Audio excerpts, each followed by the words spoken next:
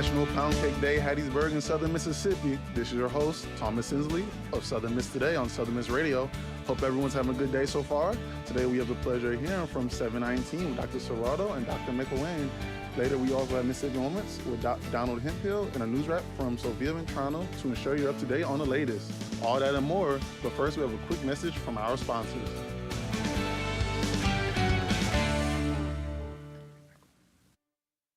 Sponsorship for Southern Miss Today comes from Mississippi Beverages. Mississippi Beverages provides water coolers, and coffee service throughout South Mississippi.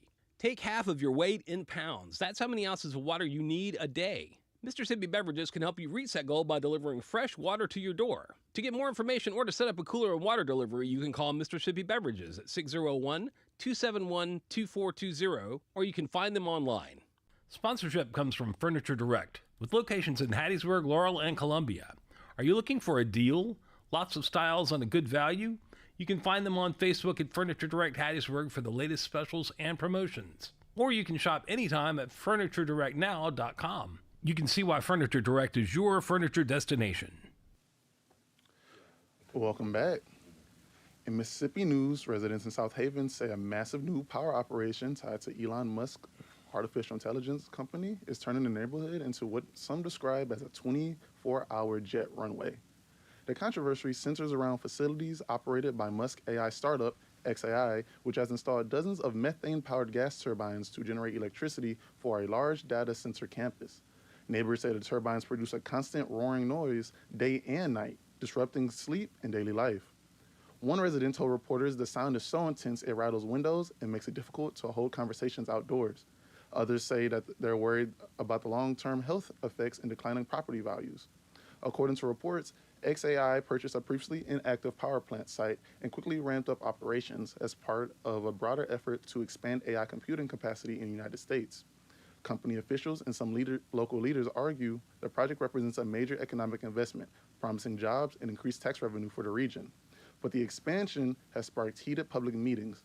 The company has reportedly applied for permits that would allow even more permanent turbines, a move critics fear could increase both noise and air emissions.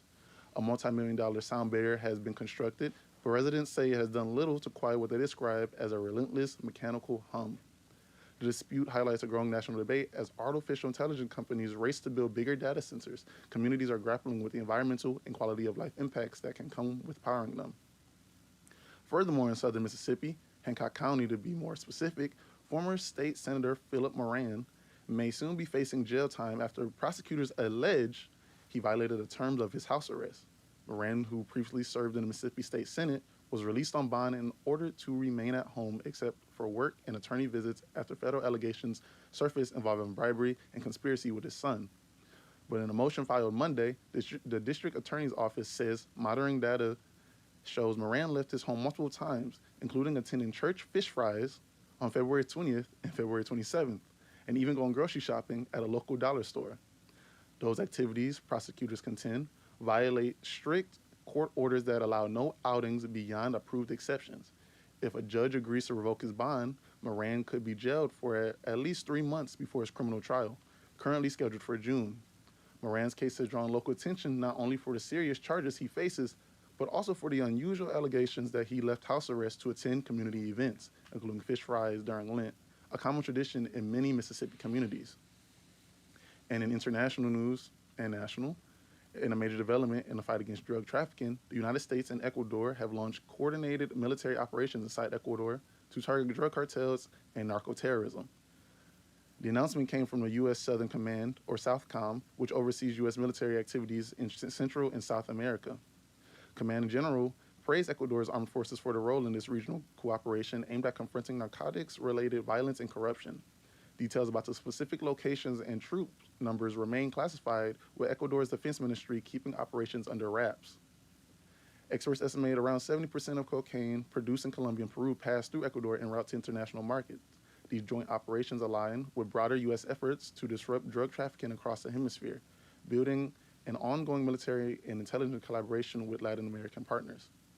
Through a 2025 referendum rejecting a proposal for a permanent U.S. military base in Ecuador, cooperation has continued to grow under the Ecuadorian president.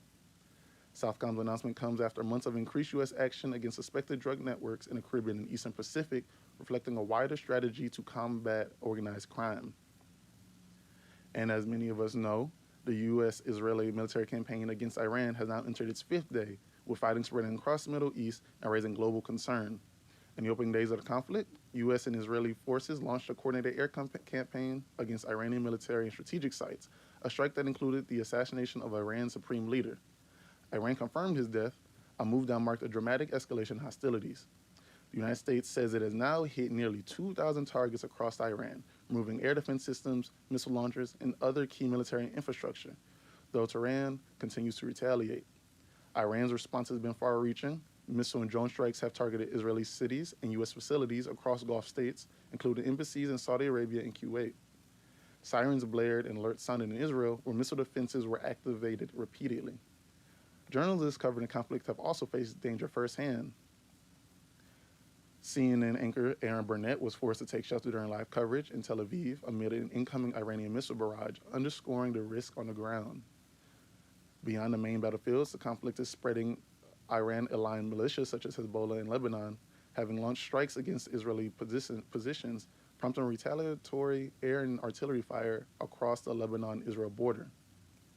Meanwhile, Washington is also exploring additional military options, including reports that the CIA are discussing support for Kurdish forces inside Iran, a move that could open a new front if approved.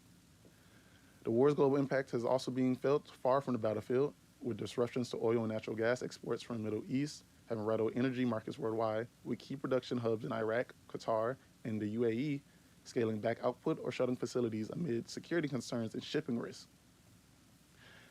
And despite President Trump's early comments suggesting the campaign could be brief, military and political leaders now acknowledge the war could last well beyond initial estimates, with no clear endgame in sight. That has been your news update from Southern Miss Today. Next, we'll have the latest in sports and weather, so stay tuned. We'll be back after a word from our sponsors. Sponsorship for Southern Miss Today comes from Mississippi Beverages. Mississippi Beverages provides water, water coolers, and coffee service throughout South Mississippi. Take half of your weight in pounds. That's how many ounces of water you need a day. Mississippi Beverages can help you reach that goal by delivering fresh water to your door. To get more information or to set up a cooler and water delivery, you can call Mississippi Beverages at 601-271-2420, or you can find them online. You may not realize how important 3 letters can be. For a patient who needs type A, B, or O blood, these letters can mean life, but there simply aren't enough people giving blood. Without more donors, hospitals may not have the blood needed to save lives. That's why the American Red Cross needs people to help restore the A's, B's, and O's that are depleting each day. You are the missing type patients need. Visit redcrossblood.org/missing types or call 1-800-RED-CROSS to make your donation appointment today. Welcome back, Golden Eagle fans. Here's your full Southern Miss athletics update straight from the official USM sources. Big news from Hattiesburg. Southern Miss Golden Eagles, ranked number 10 nationally, rallied past number 4 Mississippi State last night, winning 7-6 in a thrilling nationally ranked matchup at Pete Taylor Park. Southern Miss jumped out early with a 3-run first inning, highlighted by a massive home run by Dre Barrett and another run in the fourth to take a 5-0 lead. But the Bulldogs came back to take the lead in the seventh, making it 6-5. The Golden Eagles answered with a clutch rally, capitalizing on 2 wild pitches by MSU's reliever to score the go-ahead run. With the victory, Southern Miss extends its record to 11-1 and keeps its 11-game winning streak alive, proving they can hang with top-ranked competition. The Golden Eagles return to action tonight against Nichols at Pete Taylor Park. And in softball, a strong midweek action for Southern Miss softball as the Golden Eagles earned a 5-2 victory over Alcorn State last night at the Southern Miss softball complex here in Hattiesburg. Southern Miss jumped out to an early lead thanks to a productive inning. After Hannah Christian was hit by a pitch and Carrie Green followed with a walk, Jolie Hayes delivered an RIB chopper that scored the game's first run. Later in the frame, Abby Troquil drove in another run, giving the Eagles a 2-0 advantage. The Braves of Alcorn State battled back with 2 runs in the 5th inning, but Southern Miss answered immediately. Madison Johnson sparked a 5-hit rally, and the Golden Eagles added key RBIs from Christian and Troquil to seal the win. With this win, Southern Miss improves to 14-8 on the season, continuing to build momentum as the softball team heads deeper into Sunbelt play. And here's your Southern Miss Golden Eagles' upcoming schedule from March into early April as the spring sports season heats up across multiple programs. Starting in baseball, the Golden Eagles, of course, have a busy March slate at Pete Taylor Park in Hattiesburg. After playing against Nicholls State tonight at 6 p.m., Southern Miss hosts North Alabama in a 3-game series Friday through Sunday, March 6th to the 8th. The Eagles then welcome Ole Miss on Tuesday, March 10th, before Sun Belt Conference play begins. On March 13th through the 15th, Southern Miss opens league action on the road at Arkansas State, followed by a neutral site midweek contest versus Nicholls and Biloxi on March 17th. A home Sun Belt series with Troy runs March 20th to the 22nd, and later March 27th to the 9th, the Eagles host Appalachian State. And meanwhile, in softball, continues its 2026 campaign with a road tournament in Jacksonville, Florida, the weekend of March 6th to the 8th, followed by Sun Belt Conference series throughout March and into April. The team also hosts conference games against Louisiana, March 13th to 15th, hits the road to Appalachian State, March 21st to the 22nd, and returns home for matchups against Nicholls and James Madison later in March. And in golf, the women's squad has recently competed and will continue events through the spring, while track and field gears up for outdoor competition starting in late March and stretching into April with invitationals and Sun Belt Championship preparation. Stay tuned for your sports updates for highlights and results as the Golden Eagles chase victories across the board. For more information, go to USM Athletics website. And as for our weather today, as we have all noticed, a very pretty day outside. We have a warm, slightly cloudy day outside with a high of 81 degrees and a low of 63 degrees later this evening. It is slightly windy as well, with wind gusts reaching up to 15 miles per hour. The temperature is expected to stay the same between those two for the rest of the week, with rain expected the entirety of this weekend, Friday, Saturday, Sunday, and going into Monday. Up next, we have Mississippi Moments produced by the Center of Oral History and Cultural Heritage, with Donald Hemphill recalling walking from school and working at a local service station. Check it out. This is Mississippi Moments, produced by the Center for Oral History and Cultural Heritage at the University of Southern Mississippi and supported by the Mississippi Humanities Council. I'm Bill Ellison. For Donald Hemphill, growing up in Bude, Mississippi was a pleasant and carefree life. He recounts walking home from school to eat lunch and working at the local service station. Growing up in Bude was wonderful. Where I lived, I could see probably 24 kids who went to Bude High School. We were the biggest school in the county, didn't carry the first kid by bus. We had a few boys who lived way out of town, came to school on a horse. Those of us who lived close enough would go home for dinner, then back to school. We had street lights in Bude. The kids played under the street lights, but the parents were always sitting on the front porch and they could see us out there. And along about 9 o'clock, someone would whistle or someone would say, "Come home," and we'd all go home. Some of us worked as we began to grow up. I remember I worked at the city service station. If someone came by and wanted a Coca-Cola, I got it out of the Coke box, wrapped it with a napkin, put it on a tray, opened it, and carried it to the car for a nickel. We had a movie, picture show, we called it. I think it cost 11 cents to go to the show. To learn more, subscribe to the Mississippi Moments podcast or visit cohch.org. Mississippi Moments is supported by the Mississippi Humanities Council. The humanities are for everyone. That was your Mississippi Moment for today. Coming up, we have the pleasure of hearing from Dr. Ciraldo and Dr. McIlwain on their project 719. But first, we have a quick message from our sponsors. Sponsorship for Southern Miss Today comes from Mississippi Beverages. Mississippi Beverages provides water, water coolers, and coffee service throughout South Mississippi. Take half of your weight in pounds. That's how many ounces of water you need a day. Mississippi Beverages can help you reach that goal by delivering fresh water to your door. To get more information or to set up a cooler and water delivery, you can call Mississippi Beverages at 601-271-2420, or you can find them online. All right, son. Time to put out this campfire. Dad, we learned about this in school. Oh, did you now? Okay. What's first? Smokey Bear said to. First drown it with a bucket of water, then stir it with a shovel. Wow, you sound just like him.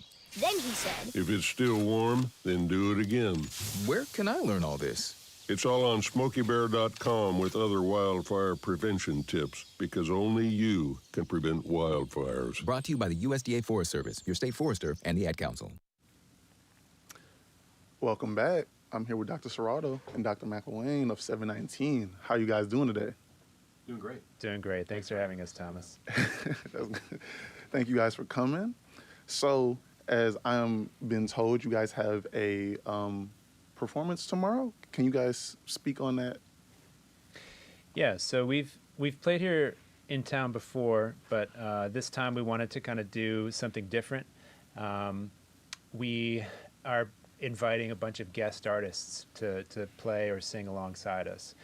We're keeping who and what we're going to do under wraps, though, and so we have to come to the concert to kind of check that out and see what's in store. But kind of alongside, our overall goal as an ensemble, we're trying to play as many different styles of music as possible. So you'll hear anything from pop to metal to bluegrass to all other kinds of genres. Yeah, and some of the music is pieces we've written. Some of it's pieces we've arranged. Some of it is there's actually going to be a premiere of a piece that we had commissioned for our group. Yeah, I mean, I think the big thing is just trying to cover as many different things as possible. So going from something like heavy metal to Bach is kind of the typical setup that we're looking at. Okay. And for those for people who don't know, I forgot to ask this, but can you guys just tell us a little bit about yourselves when you guys started playing music, or even like your inspiration in music, how you guys got into it? Yeah, sure. So my name is Ben McIlwain, and I teach trombone here. This is year 16, being on faculty here, and I think that classically trained, but whenever I leave school, I love listening to groups like Radiohead and Metallica and all sorts of jazz and everything else. And Nick and I are really good friends. Our boys play together, and a few years back we were like, hey, we should get together. And that's kind of how this group started, and we wanted to do things that were different and unique. There's not a lot of things written for trombone and guitar. So that's also been something, and trying to champion the entrepreneurial spirit and things like that as well. Nick, if you want to talk a little bit about yourself. Sure. So I'm Nick Ciraldo. I've been teaching at Southern Miss for over 20 years. I'm the university's guitar professor. I got started on a bunch of different instruments when I was really young, but then discovered the electric guitar and then the acoustic guitar and then ultimately the classical guitar. All those different guitars, all the different styles associated with the instruments I've been into ever since a young age. But like Ben, I'm also classically trained. And like Ben said, have recently kind of gotten more in touch with those styles, and have been really had the pleasure of applying those styles with Ben in our group 719. And I just have to ask about the name 719. Can you guys go into detail about that name? I will explain half of the name, and then I'll let Nick explain the other half of the name. So there are 7 slide positions on a trombone. Okay. So that's the 7 part. Yeah, and that was news for me when he first told me that, because I thought they were infinite. It was just kind of like but I guess there are 7 positions for that. And then on the classical guitar, you have 19 frets. Okay. You have more frets on different kinds of guitars, but on like my main instrument, it's 19. So 7, 19. I think the big thing when we were trying to name the group is we didn't want to have like duo or anything like that. We wanted something unique, and yeah. I mean, we have a logo and the website and Instagram and all that sort of thing, and trying to brand ourselves. Yeah, a lot of classical ensembles these days are names like, no disrespect for these ensembles, but like, like the Shostakovich Quartet, or, some kind of a name that might sound elite. It might sound exclusive. It may sound like it's on some kind of a pillar, And so we wanted to come up with a cool name, be a little bit more accessible, have more fun, treat ourselves more like a rock band than a classical chamber ensemble, as a way to kind of reach a broader audience and have fun. Yeah, I mean, a lot of classical concerts is some of them can be highbrow and people dress up real nice and things like that. And so for this show, basically what we told all the other guests is wear whatever you would if you were playing a bar gig. So denim, leather, T-shirts, all the things, and so very relaxed. Yeah, relaxed, exactly. I mean, back. that's the vibe we're going for. Yeah. So. And, you know, as you guys mentioned, even with the name, like, you think of trombone and a guitar put together, like, those aren't typically instruments you hear together. Yeah. What was, like, the inspiration? I know you guys both play those respective instruments, but what made you guys, like, come together? Like, we're going to put these instruments together and make it work. I think part of it was the challenge of it because our instruments are so different, because they play together so rarely. It was also, you know, I think, you know, at least I can speak for myself. I really respect Ben's playing, his organizational abilities. You know, when you play with a group, whether it's a rock band or a chamber ensemble, you have to rely on those people. You have to be able to communicate. You gotta, you know, do what you say you're gonna do and stay committed and stuff like that. I've been in bands, you know, well, dating back to high school, where, you know, someone would just not show up, or someone would not play right or whatever, and I know I can count on Ben to deliver. So that was the nicest thing he said all day to me. No, I think, you know, I think that we're good friends first, and then we're like, hey, let's play together. And you know, I have this saying I like to say to my students: hug the cactus. And this is my Hug the Cactus group.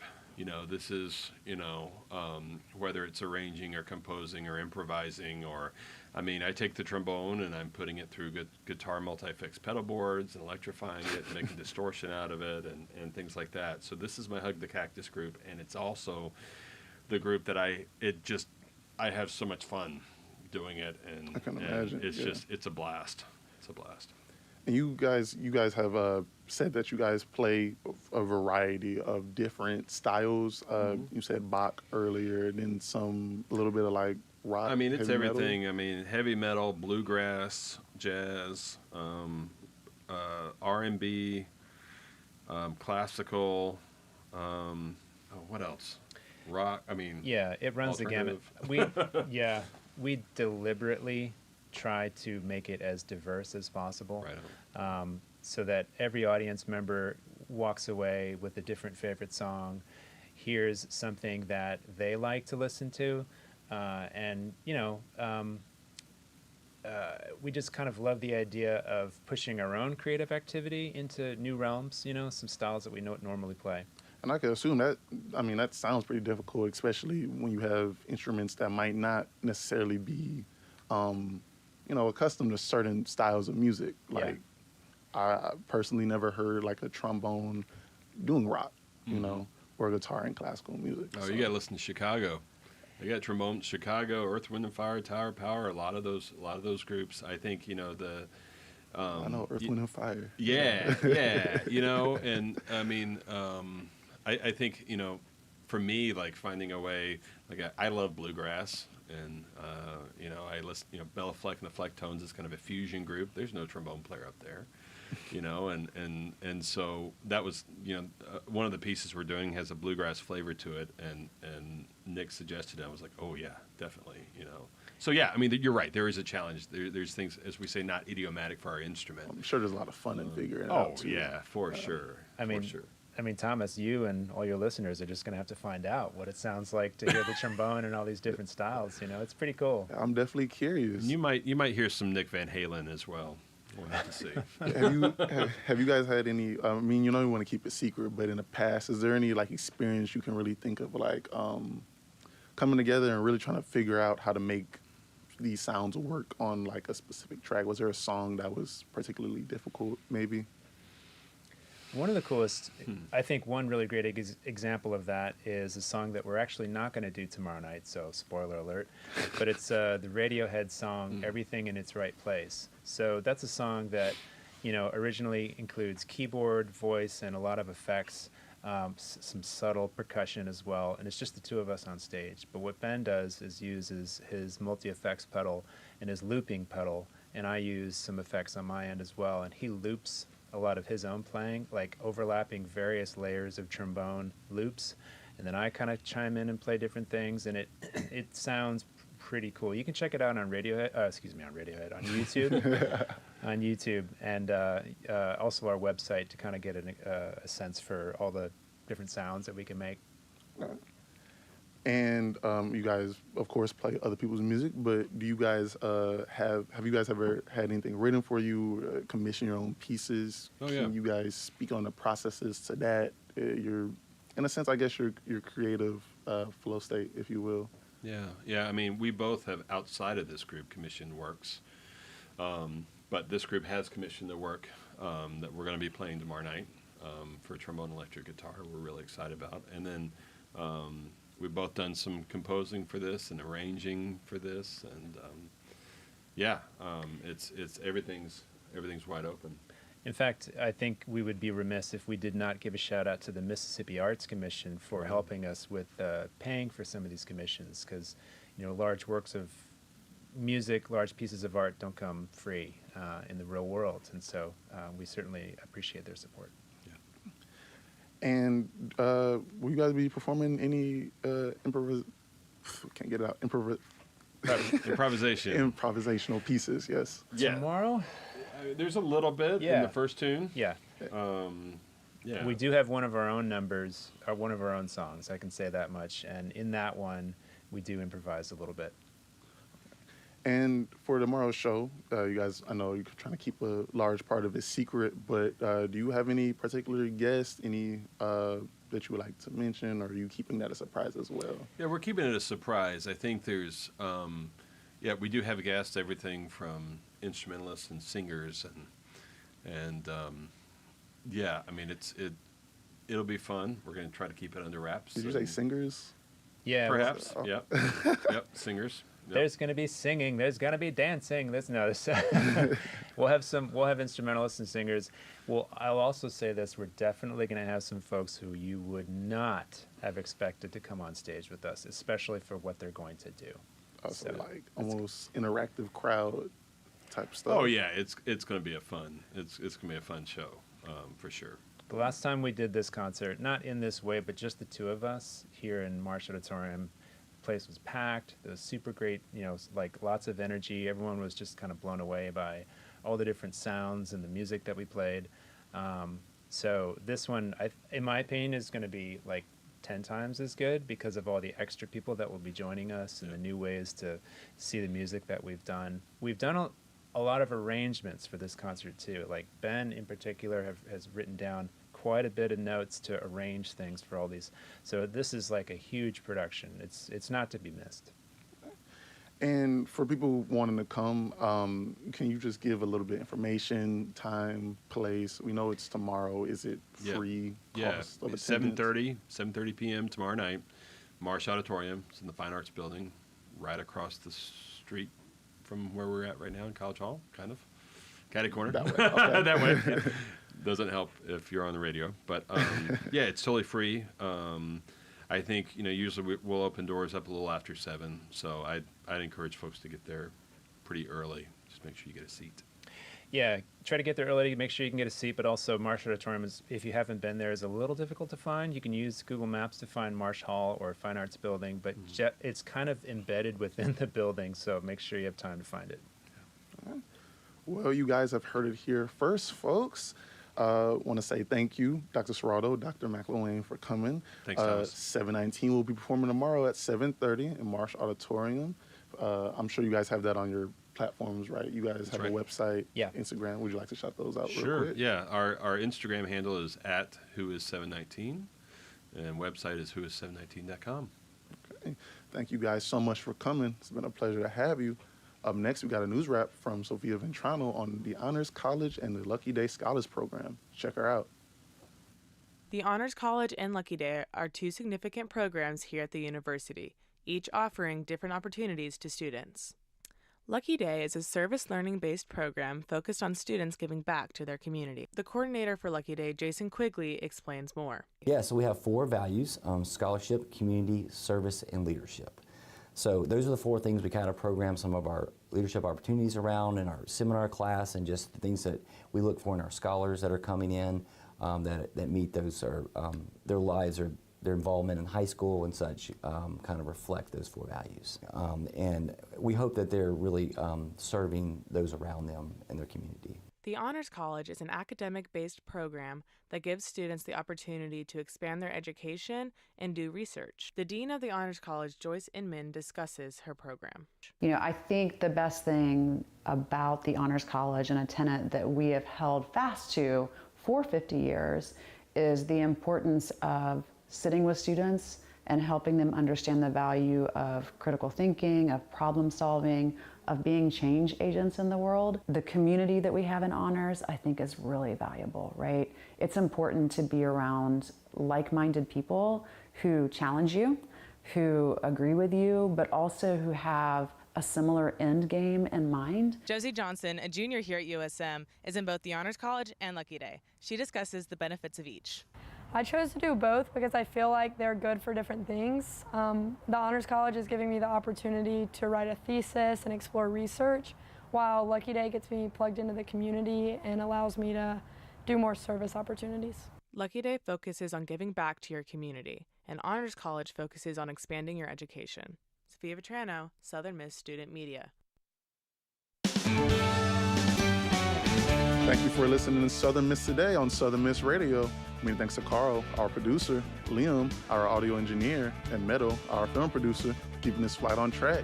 We especially want to thank our general manager, Dr. Martin. Also, special thanks to Dr. McIlwain and Dr. Ciraldo of 719. That's all for today on Southern Miss Radio. Thank you all for listening. And remember to buckle up.